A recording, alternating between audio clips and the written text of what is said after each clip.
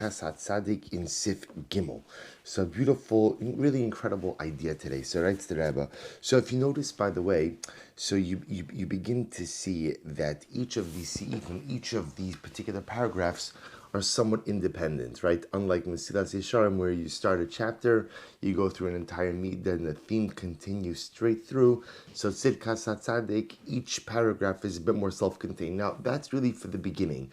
You'll begin to see as we go on that thematically, the things do connect. So in Gimel, he says as follows. This is really beautiful. Iker Kriyashma, Kabbalas Ol Malchus Shamayim V'Ol Mitzvos. So remember again, the halacha is the ikar of Kriyashma. The primary aspect of Kriyashma is an acceptance of the yoke of heaven and the yoke of Torah and mitzvos. So meaning, again, we often think of Shema as a declaration. Right? Shema Yisrael Shema Elokeinu Hashem Echad.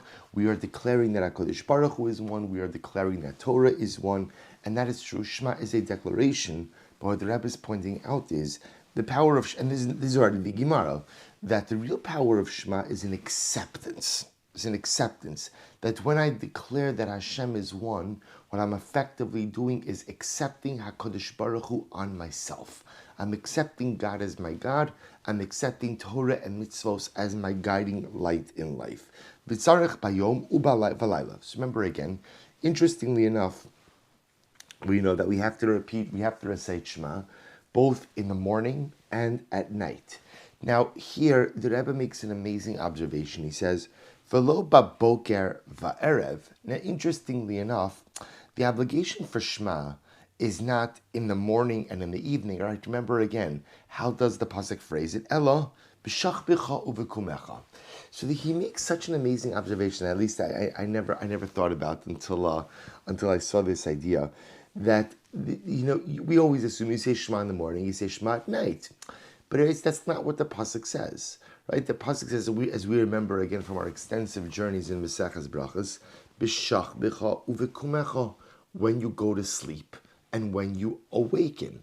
See, he says, Ayin Sham Yud Aleph Aleph, right? That's the Gemara Maseches Brachos discusses. Now again, remember, the Gemara understands that the pasuk purposely phrases it that way in order to tell you what?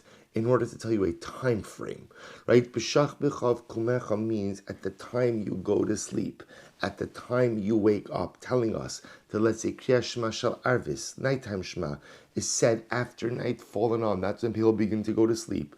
Or the morning Shema is said from dawn or from sunrise up until 3 hours. That's when people awaken. But still, says the Rebbe, why doesn't the Torah just say Shema in the morning, Shema at night? Why does the Torah Kedosha have to say that Shema is dafka done? That Shema is dafka done. B'shach b'chav kumecha, when you get up, when you go to sleep. So this is amazing. Diyoyev azman bazeh, b'shum daboker ve'erev, hem shinuyim ba'olam v'lo ba'adam. Morning and night represent changes in time for the world, but not changes for man. Meaning, I can be the same person in the morning as I am at night, right? The difference between night and day is a fundamental difference in the world, right? The world looks one way at night, the world looks another way by day. Vis-a-vis me, I can be the same exact person in the morning and in the evening. However, he goes on, he says, V'lo ba'adam v'hayedai b'kabala achas l'shneim. So ultimately, again, so therefore, because I'm the same in the morning, the same in the evening, right? It's just a shinui in the world, in the morning and in the night. One Shema should be able to take care of that. Rak mipnei hashinuyim sheba'adam shebiyom kam va'osek b'malachto. So before we go on, so let me tell you what the Rebbe is going to say. It's incredible. He says that the goal of Shema is that once we understand that what Shema is an acceptance of HaKadosh Baruch Hu in my life. God is my God, and He is my partner in everything that I do. I accept Him upon myself. I accept Torah, I accept mitzvos. Those acceptances must occur even when I change. So in other words, no matter what state I'm in, I have to have that Kabbalah's Ol Malchus. No matter what state I'm in, I have to accept HaKadosh Baruch Hu, accept Torah. So in the morning and at night, I might be the same person. When does a person undergo his two stages of change during the day? When he's awake and when he's asleep. Those are my two states of being throughout the day, right? I'm awake and I'm asleep. Now, again, obviously, during those times, there could be more nuanced changes. But the two most profound stages of a person throughout the day is awake and asleep. Therefore, says the Tzidkas Hatzaddik, says the Rebbe something amazing. That's why there's an obligation to recite Kriya Shema b'shach b'cha u'v'kumecha, when you go to sleep and when you awaken. The recitation occurring at the two fundamental states of existence that occur throughout the day. And he goes on, he says, for example, Shebayom Kam, during the day I get up, I go to work, and again, when I'm awake, and thereby going to work, engaging in dynamic activity, that's when I have to accept the yoke of heaven. I have to accept HaKadosh Baruch Hu. For what purpose? In order to ensure Shekol Ma'asav Yihiyeh L'Shem Shamayim. In order to ensure that everything I do will be for the sake of heaven. Kimo Shakasav, Anan Pole Diyamama, Kepole Ma'usim Malacha, Shekol Ma'aseim La'adon Afila Bebirkas Amazon, Mikatze B'Shvil Avodasa. Well, see, remember again, we had this in the Gemara. This is incredible. See, remember again, when a person, let's say a day laborer, so when he's working for his boss, what's the halacha? He's always on the clock, to the point that what, if you remember, the halacha is that even when benching and when davening, he's mekatzer, right? He shortens his benching, he shortens his davening. Why? Because he's on the clock. Says the Rebbe, when I'm awake, I'm on the clock. I'm on the clock. Whose clock? I'm on God's clock. And I need to make sure that I maximize productivity. And I need to make sure that I'm doing as much that I can. And I need to make sure that I'm accomplishing. And I need to make sure that I'm doing. And I need to make sure that I am growing.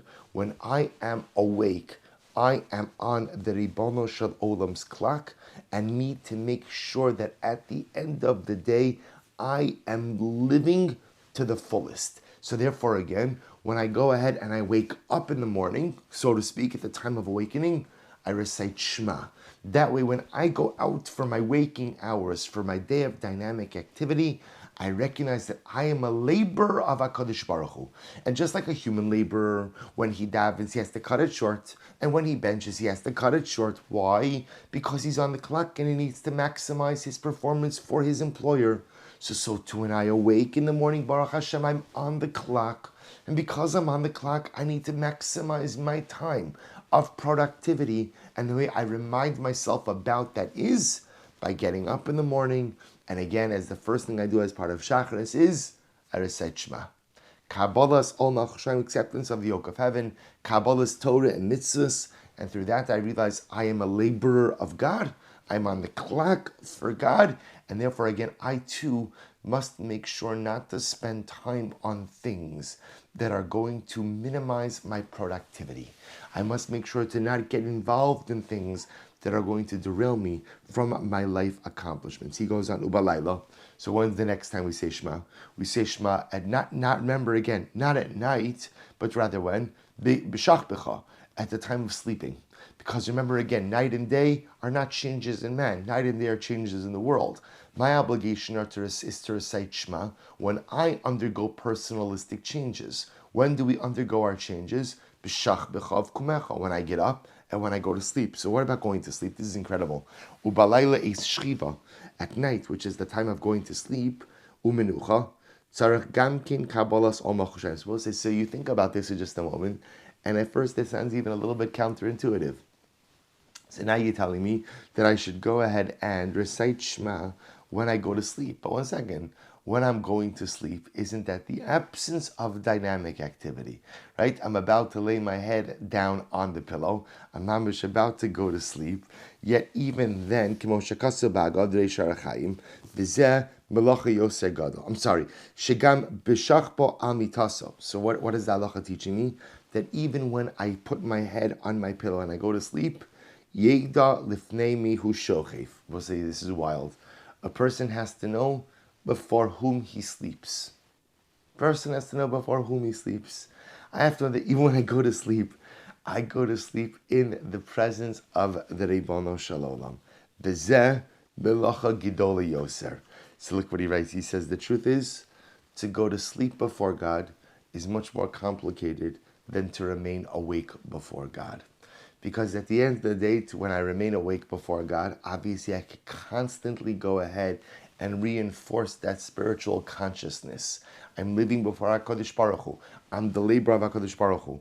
When I go to sleep, so remember again, my sleep state is really indicative of my awake state. So a person who lives a day in the presence of HaKadosh Baruch Hu, a person who lives a day ultimately again of Kabbalah, of Kriyas Shema, ultimately again has a sleep of Kriyas Shema as well. He goes on and that's why he says, V'zeh malacha yoser gidola. It's even harder to sleep before God than it is to be awake before God. Let's finish. Kimoshe shamati bazeh al perish vayachalom Yaakov shachal. So remember again, the pasuk says that what happens when Yaakov Avinu falls asleep? Yaakov Avinu falls asleep and he dreams, and what does he dream about? He dreams about angels. He dreams about angels going up and down ladders. Shemehachalomos nikar mailas ha'adam. You could tell a lot about a person by what they dream about. We'll say when you dream about angels, that kind of indicates that your waking hours are spent in a good way.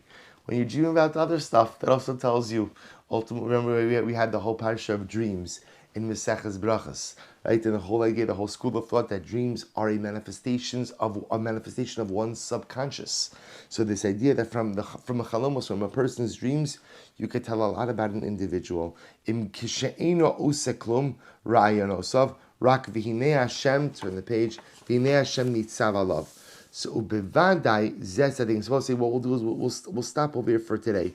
We'll pick up in Mirza Hashem with this next part. But again, so I don't want to rush through it, but understand what we're ending off with. So the Rebbe is teaching us two fundamental ideas. Number one, the obligation for Shema is not in the morning and in the night, but rather again is b'shachbecha uvekumecha, when you're awake and when you're asleep. Because the idea is that a person is supposed to recite Shema in the two states in which they exist. Two states in which they exist. I exist in a waking state, I exist in a sleeping state. Those are the two states of man. And my goal is in both of those states, I am to be an Oved Hashem. I am to serve HaKadosh Baruch Hu. Ultimately, again, just like when the laborer is on the job, he has to minimize Shema, he has to minimize tefillah, minimize benching to increase productivity. So too, when I wake and I engage in Kabbalah's Omachu Shamayim, I remind myself that I too am on the clock of God.